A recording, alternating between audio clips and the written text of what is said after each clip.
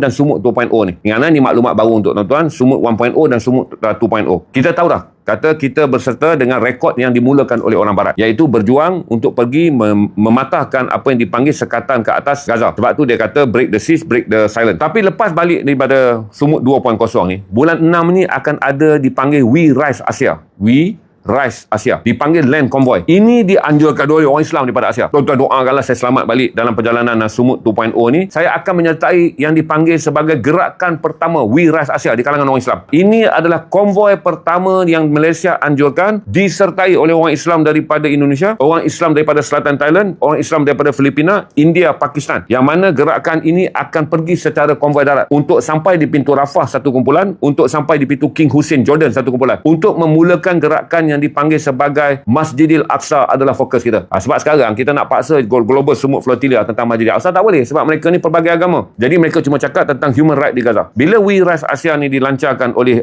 Cinta Gaza Malaysia, tuan-tuan faham, ini adalah langkah yang kita sedar. Tak selamanya kita boleh bergantung di bawah human right, kerana orang kita nanti duk anggap Gaza ini lapar, Gaza ini sekatan. Kita nak satu gerakan yang kemudiannya Gaza ini adalah Masjidil Aqsa, supaya naratif itu kita yang bentuk. Sebab kalau kita nak suruh GSF letak, dia rasa pening, dia tak faham Masjidil Aqsa. Sebab tak ada dalam kitab human right. Human right ni dia baca kitab undang-undang yang termaktub je. Maka We Rise Asia yang akan dilancarkan pada bulan Jun adalah gerakan komuniti Islam pertama daripada Asia yang menggunakan jalan darat untuk meletakkan kebangkitan Asia dengan menjadikan agenda selain daripada Palestin adalah Masjidil Aqsa. Konvoi darat ni saya rasa kalau betul-betul tuan-tuan nak ikut, sama ada tuan-tuan geng motor ke apa.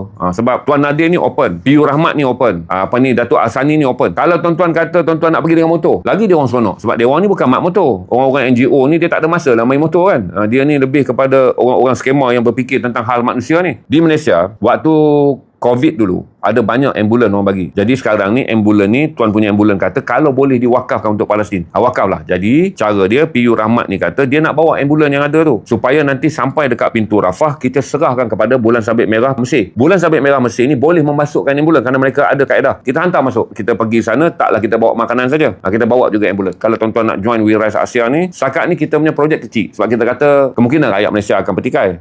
Bolehkah masuk pintu Gaza? Bolehkah masuk? Tak apa, kita kata kita mulakan walaupun kecil. Dengan membuka satu lembaran baru, ini adalah idea Malaysia. Ini adalah lead by Malaysian Civil Society. Then join oleh negara-negara Asia yang lain. Kalau tidak, ni kita duk salah Pak Arab je. Pak Arab tak betul, Pak Arab tak betul. Sekarang kita kata Melayu dan orang Asia ni betul. Sebab tu kami buat. Amai Melayu yang kata Melayu betul ni, mari kita bergerak. Nanti dia akan kata lah, tak boleh lah Cik Dana, nyawa tak terjamin. Saya nak pergi, tapi bini tak bagi. Atau bini nak pergi, laki tak. Banyaklah alasan. Waktu tu barulah kita tahu.